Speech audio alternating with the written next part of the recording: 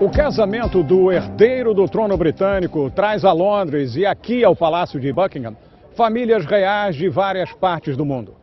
É a ocasião de se perguntar, em pleno século XXI, faz sentido um regime de governo, a monarquia, baseado não em talento, em qualificação ou escolha popular, mas em privilégio de berço?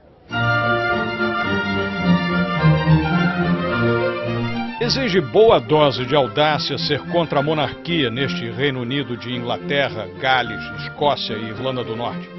Há mais de 1000 anos, reis e rainhas nas Ilhas Britânicas vêm passando o posto aos descendentes, com preferência para os homens. Velho resquício de desigualdade e machismo desse tipo de regime que não privilegia mérito, e sim DNA.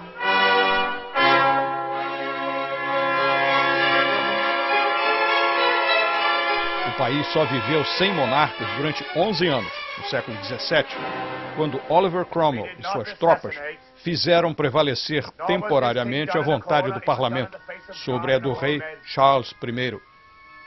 The office of king is now abolished. Long live Parliament. O rei quis exercer mais poder do que o parlamento lhe concedia. Foi julgado por traição e perdeu a cabeça. Foi executado naquele prédio ali bem em frente.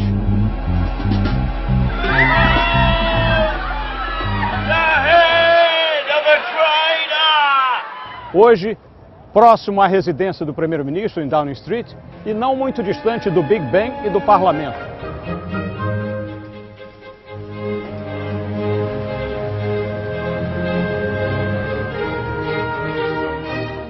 Quem se opõe à monarquia aqui hoje, ao menos se consola com o fato de que o soberano britânico agora reina, mas não governa. Isso é tarefa do primeiro-ministro e de seu gabinete, que devem satisfação a um parlamento eleito pelo povo e que dispensa obediência cega à rainha, chefe de uma família aristocrática, os Windsor, no momento, como já foram os Stuarts, os Tudors, os Normans. O primeiro-ministro encontra a rainha uma vez por semana no Palácio de Buckingham. Prime Minister, Your Majesty. E informa a soberana dos assuntos do governo. Apenas uma tradição, porque ela não interfere. No máximo, compartilha uma ou outra opinião com base em sua experiência de 6 décadas na função. Como observou um historiador, é difícil imaginar Margaret Thatcher aceitando lições de economia de Elizabeth II.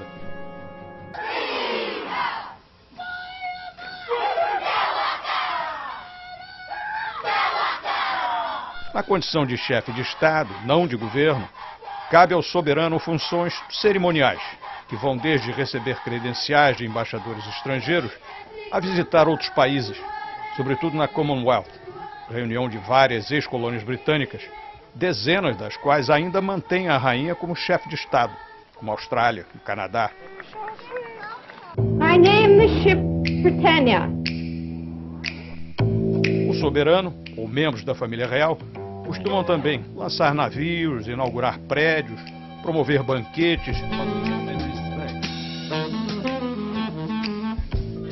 e condecorar gente tida como ilustre. Conforme a observação sagaz do republicano intransigente Charles de Gaulle, família real serve para abençoar crisântemos.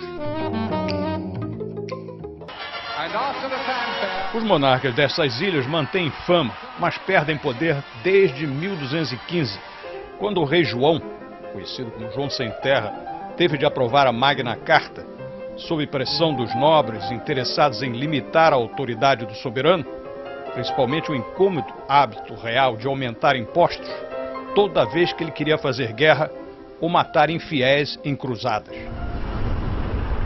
Restrições crescentes ao poder monárquico ao longo dos séculos acabaram levando o público britânico, defensor ferrenho de princípios democráticos, a se acostumar com a presença de uma família que vive em luxo nos vários palácios neste país, com vários membros privilegiados, ganhando do Estado sem trabalhar.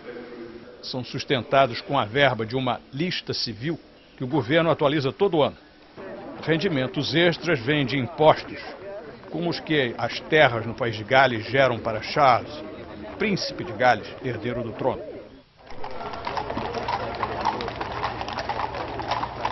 Os Windsors aparecem de público o suficiente para manter o interesse dos locais e dos turistas, que se encantam com a pompa e a cerimônia de eventos.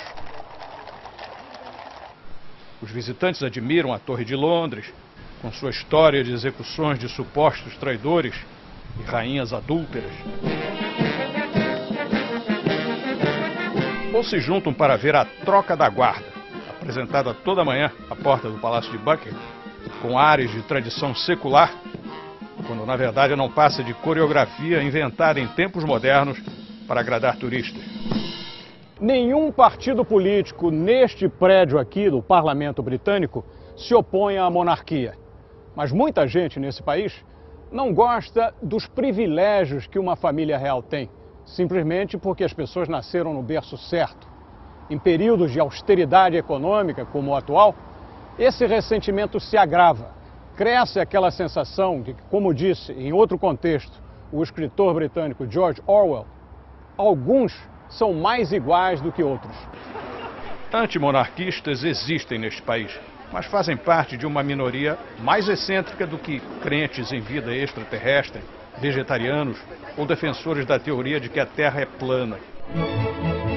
Um republicano militante assegura que um simpatizante da causa, clandestino até o momento por conveniência profissional, é o ator Colin Firth, que interpreta o Rei Gago no filme recém-lançado.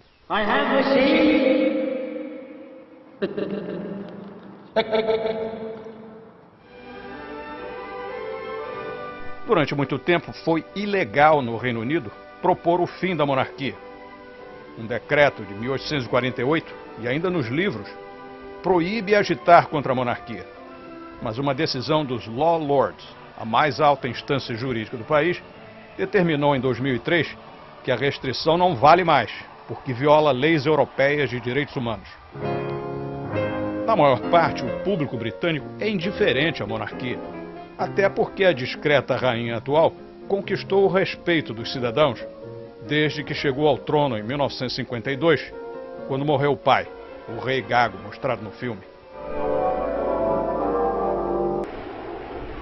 Uma sondagem de opinião feita em março para a revista Prospect revelou que só 13% dos britânicos defendem o fim da monarquia. A instituição não costuma perturbar a condução dos negócios públicos e atrai turistas. Incomoda quando alguém da família real se mete onde não deve.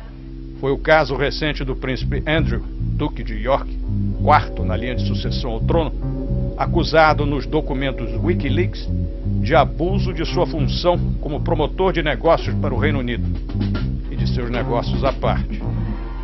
Outro que vive sob pedradas do público é o príncipe Charles, que em sua gafe mais recente agiu nos bastidores para anular uma concorrência de arquitetura.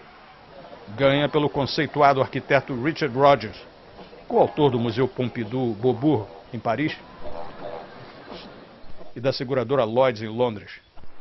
Sua Alteza conservadora detesta a arquitetura moderna e age contra, nos bastidores se necessário.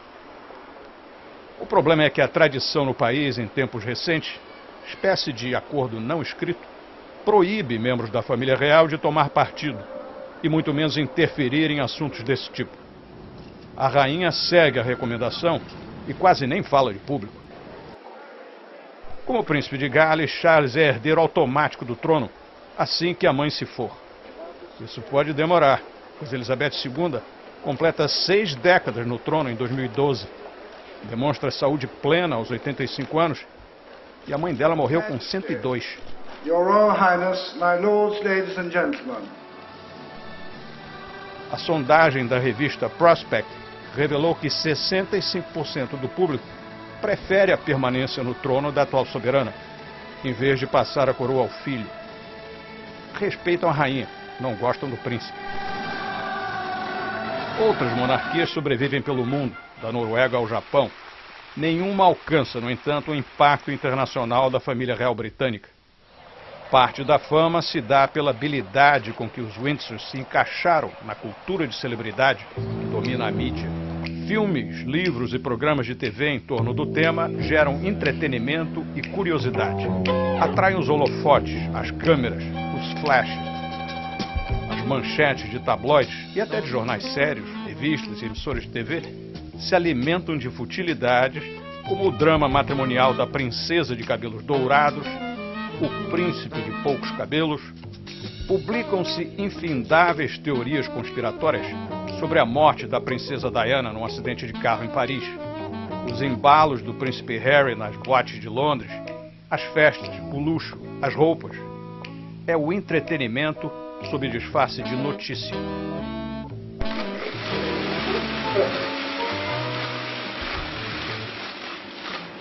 Sem esquecer, claro, do apelo popular do momento, o casamento do príncipe William com a plebeia Kate Middleton.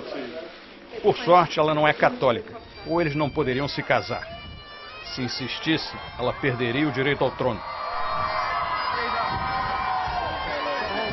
Há séculos existem restrições contra consortes católicos, ou papistas, como diz o decreto.